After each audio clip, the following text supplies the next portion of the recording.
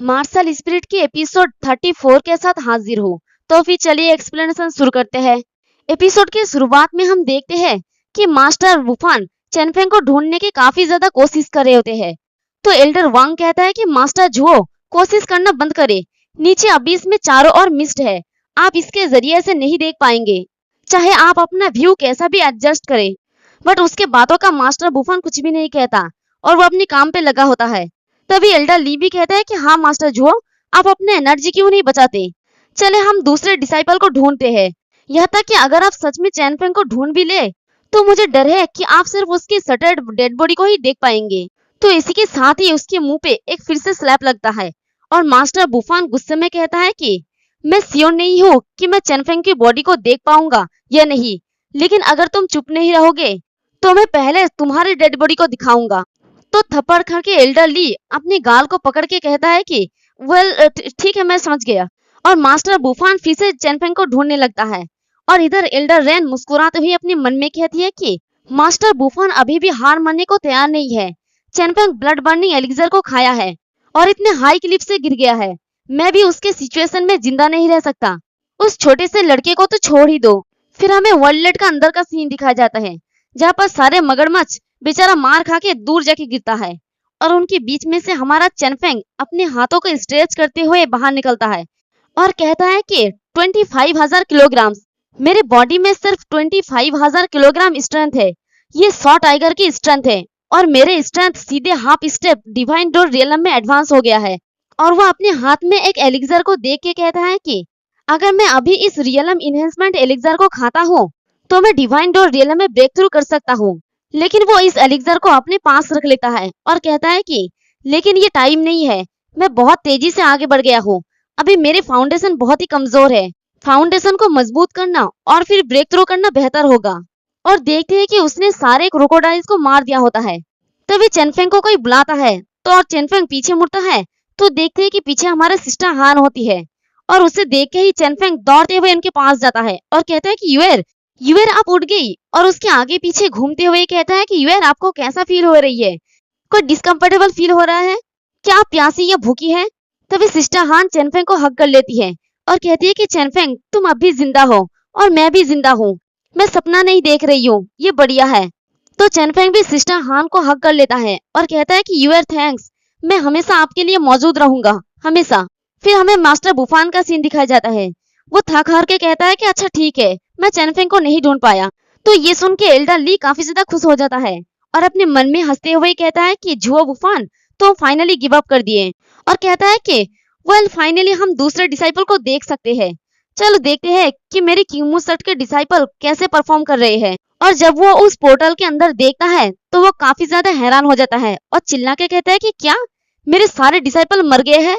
और उन सबको मारने वाला झाओ सनसन होता है। वो एक लड़की को सर से पकड़ के हंसते हुए कहता है कि ब्लडी ऑफ, तुम लोग तो मेरे एक पंच को भी नहीं रोक सकते। और वो उस लड़की को फेंक के हमारे कियांगमो सेट की लड़कों की तरफ आगे बढ़ रहे होते हैं। तो उसे देखकर सब लोग अलर्ट हो जाता है और एक लड़का चिल्ला के कहता है कि झाओ सनसन मारने के लिए पागल हो गया है, उसने कियांगमो सेट के सभी लोगों को मार डाला है, क्या ये नेक्स्ट कियानिवन सेट के लिए आ रहा है और उनमें से किनमोलिंग भी होता है। और वो चिल्ला के कहता है कि क्या वो वर्ल्ड में सभी को मारना चाहता है। तो झाओ सनसन गुस्से में उनकी तरफ आगे बढ़ते हुए कहता है कि मैंने किनमो सेट के सभी लोगों को मार डाला है, अब तुम लोगों का बारी है। और किनमोलिन और उसके साथी लोग क्लिफ के एकदम आखिरी छोर पर पहुंच गए होते हैं। तो एक लड़का चिल्ला के कहता है कि झाओ सनसन तुम्हें हम सबको क्यों मारना है, हमने तो तुम्हारे साथ कुछ भी नहीं किया। तो झाओ सनसन कहता है कि क्यों, क्योंकि चैनफेंग मर गया है और तुम लोग कचरे हो जो उसके एक उंगली को भी नहीं हरा सकते हो, लेकिन तुम लोग अभी भी जिंदा हो, तुम्हारे पास जिंदा रहने का और कोई रीजन नहीं है। तो ये सुन के किनमोलिंग गुस्से में चिल्ला के कहता है कि क्यों, वो मर गया है तो हम क्यों मरे, झाओ सनसन हमें अकेला छोड़ दो, हमने पहले ही अपना हार मान लिया है। तो ये सुन के झाओ सनसन कहता है कि हार मान लिया है, तुम लोग तो मरना डिजर्व करते हो। चैनफेंग ने यहाँ तक कि मरने से पहले भी अपना हार नहीं माना। तो ये सुन के किनमोलिन और भी ज्यादा गुस्सा हो जाता है और चिल्ला के कहता है कि ओह प्लीज उस लूजर का नाम मेंशन करना बंद करो, वो मुझसे कंपेयर करने के लायक भी नहीं है। और वो अपने हाथों में एक पिल को लेकर कहता है कि क्या तुम सोचती हो कि मैं सिर्फ एक पुश ओवर हूँ, तुमने ये मुझे करने पर मजबूर कर दिया है।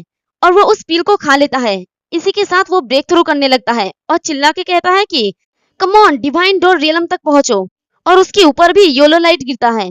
तो ये सब कुछ देख के एल्डर ली गुस्से में चिल्ला के कहता है कि लानत हो, उसने पहले क्यों अपना ब्रेक थ्रू नहीं किया? क्या तुमने जानबूझकर किन्मू सेक्ट के मेरे डिसाइपल के मारे जाने तक वेट किया? और ये देख के एल्डर रेन मुस्कुराती हुई अपने मन में कहती है कि फाइनली उसने मेरे दी गई ट्रम्प कार्ड को यूज किया। किनमोलिन एट लास्ट सर्वाइव तो कर सकता है और ये मेरी बाद की प्लान को अफेक्ट नहीं कर पाएगा। अब एल्डर रैन की बाद का प्लान क्या है ये तो हमें आगे पता चलेगा। और एल्डर वांग भी देख के हंसते हुए कहता है कि ये बुरा नहीं है, उसने येलो ग्रेड की 3rd रैंक वंडरलैंड को ओपन किया है, बट सनसन की येलो ग्रेड की 4th रैंक क्लियरली उससे बेहतर है। बट यही बेस्ट है जो किंगमोलिन कर सकता है ना? और ये देख के मास्टर बुफान कहता है कि येलो ग्रेड की 3rd रैंक, और अपने मन में कहता है कि अगर चेनफेंग अपने टैलेंट के साथ अब भी जिंदा होता तो वो कम से कम येलो ग्रेड की 5th रैंक के ऊपर होता। फिर हमें वर्ल्ड लाइट का अंदर का सीन दिखाया जाता है। किनमोलिन ने अपना ब्रेक थ्रू कंप्लीट कर लिया होता है और आहिस्ता आहिस्ता से उसके आसपास की एनर्जी डिसअपियर हो जाता है और वो कहता है कि मैं बस येलो ग्रेड की 3rd रैंक पर हूँ। और वो गुस्से में कहता है कि झाओ सनसन, अगर तुमने मुझे इतना जल्दी डिवाइन डोर रियलम में पहुंचने के लिए फोर्स नहीं किया होता तो कम से कम मैं सबसे खराब के तौर पर भी 4th रैंक पर होता। तो ये सुन के झाओ सनसन हल्का सा हंसते हुए कहता है कि तुम जैसे कचरे का तो 3rd रैंक होने पर भी कोई फर्क नहीं पड़ेगा, तुम उतना कमजोर ही रहोगे। ये सुन के किनमोलिन चिल्ला के कहता है कि झाओ सनसन, मैं भी डिवाइन डोर रियलम तक पहुंच गया हूँ, तुम्हें मुझसे इस तरह से बात करने की राइट नहीं है। और वो अपना मार्शल स्पिरिट को रिलीज करता है जो एक हॉर्स होता है और चिल्ला के कहता है कि चलो मैं तुम्हें अपने हिवनली हॉर्स मार्शल स्पिरिट का पावर दिखाता हूँ। और वो झाओ सनसन के आसपास बड़ी तेजी से घूमता है जिससे उसका बहुत सारा शैडो क्लोन बन जाता है। और ये देख के तो बाकी लड़के काफी ज्यादा हैरान हो जाता है। उनमें से एक लड़का कहता है कि वो कितना फास्ट है, मैं तो उसे क्लियरली देख भी नहीं पा रहा हूँ। तो दूसरा लड़का कहता है कि किनमोलिन का हिवनली मार्शल स्पिरिट असल में उससे अनपैरेलल्ड स्पिरिट दे रहा है। तो तीसरा कहता है कि उसका स्पिरिट उसे ऑलमोस्ट इनविजिबल बना रहा है। झाओ सनसन तो अब बस मार खा सकता है। और इधर किनमोलिन को भी कुछ ज्यादा ही खुद पर कॉन्फिडेंट आ जाता है और वो पीछे से झाओ सनसन के ऊपर अटैक करते हुए कहता है कि झाओ सनसन, क्या तुम बहुत पावरफुल नहीं हो? अगर तुम मर सकते हो तो मुझे मार कर दिखाओ, जैसे ही तुम जरा सा भी उल्लंघन दिखाओगे मैं तुम्हें तुरंत मार डालूंगा और तुम इसके बारे में कुछ भी नहीं कर पाओगे। बट तभी उसके मुंह पे एक जबरदस्त पंच पड़ता है और वो सीधे दूर जाके गिरता है। और झाओ सनसन कहता है कि बेवकूफ कमीने, इतना कॉन्फिडेंट, भले ही तुम ऑब्वियसली कचरे हो। यह तक कि चेनफेंग पोस्टेरियर हिबन में था तब भी वो तुमसे ज्यादा फास्ट था। तो किनमोलिन खून थूकते हुए कहता है कि ये कैसे पॉसिबल हो सकता है, मेरे पास हिवेली हॉर्स मार्शल स्पिरिट है और मैं डिवाइन डोर रियलम में भी पहुंच गया हूँ, तो फिर कैसे वो लूजर चेनफेंग मुझसे बेहतर हो सकता है? तो ये सुन के झाओ सनसन थोड़ा गुस्सा हो जाता है और कहता है कि लूजर, तुम जैसे कचरे में भी उसे नाम से बुलाने की हिम्मत है? तुम जैसे कचरे और चेनफेंग एक ही सेट से कैसे बिलोंग कर सकता है? और वो अपनी पंच को रेडी करके कहता है कि खैर जो कुछ भी हो, चलो मैं अब उसके खातिर तुम्हें इस दुनिया से मिटा दूं। और इसी के साथ हमारा ये वाला एपिसोड भी खत्म हो जाता है। एक्सप्लेनेशन पसंद आई तो कमेंट करके जरूर बताना, वीडियो को लाइक और चैनल को सब्सक्राइब कर देना। शुक्रिया।